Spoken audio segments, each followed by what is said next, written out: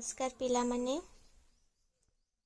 आज आमे समय बाबदरे शिखिबा। समय संपर्कित 14टी जरूरी शब्द और तांको उदाहरण चाल आरंभ करिबा। अतीत कहले पास्ट, गत समय जहा बीतीगला। अतीत बोली काहाकू कहिथाऊ जेउ समय आमे देखि नाही किंतु एक समय रे घटिथिला। उदाहरण अतीत घटना माने आमकू शिखाई देइथाए। अनेक समय रे कहिले अनेक कथरी बहुत बार बहुत समय हेउची। जेउ काम आपण बारंबार करंती ताहाकू कुहा जाय अनेक थर बा अनेक समय रे। उदाहरण से अनेक थर मते सहयोग करिसंती। अनेक दिन परे आफ्टर ए लॉन्ग टाइम बहुत दिन हेबा परे। दीर्घ समय परे किछि घटिले बा लोक साक्षात कले सेतेबेले एही शब्द व्यवहार करा जाय। उदाहरण मु तांकू अनेक दिन परे देखिली। अल्प दिन परे सम डेज बैक किछि दिन पूर्वे। निकट गति समय रे घटिथिबा कहानी को कहिबा पाई। उदाहरण अल्प दिन परे आमे गाँ को गलु। अनंत काल अनंत समय जहार शेष नाही। साधारणतः एही शब्द धार्मिक बा दार्शनिक अर्थरे व्यवहार हुए। उदाहरण आत्मा अनंत काल अविनाशी अटूट रहिथाए जहार शेष नाही ताकू अनंत काल कुहा जाय।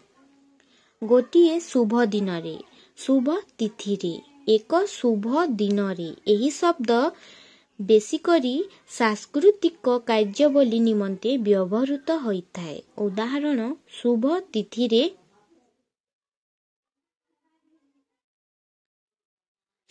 तिथि रे विवाह करा जाय।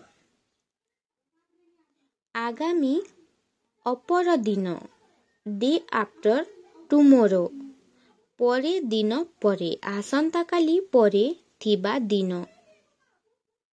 मध्य तृतीय दिन आमर परीक्षा परे दिन परे अछि। उदाहरण बुझिबा आमर परीक्षा अपर दिन परे अछि डे आफ्टर टुमोरो। दिनक पाई फॉर वन डे ओनली गोटे दिन पाई केवल गोटे दिन पाई। उदाहरण मु गोटे दिन पाई राजा नेइछि। किछि दिन पाई दिन केते पाई some days for some days. अल्प दिन थिबा पाई। उदाहरण से किछि दिन पाई देश छाड़ी जिबे।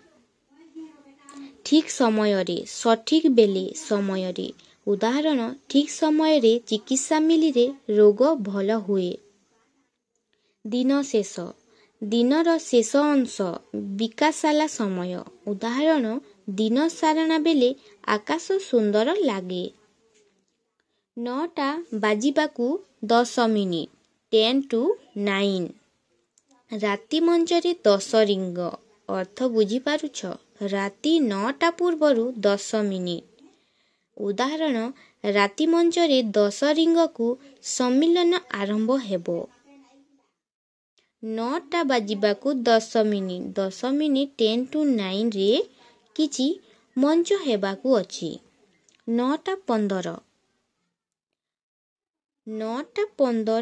से 9:30 बेले यात्रा आरंभ कले। एही भली आपण एक एक शब्द को खोली व्याख्या करंतु एवं फसल आदाय करा जिबा वाक्य को नेई गोटे वाक्य गठन करंतु। एपरी अधिक शब्द और उदाहरण पाई चैनल को सब्सक्राइब कर और आगामी वीडियो मिस करनी।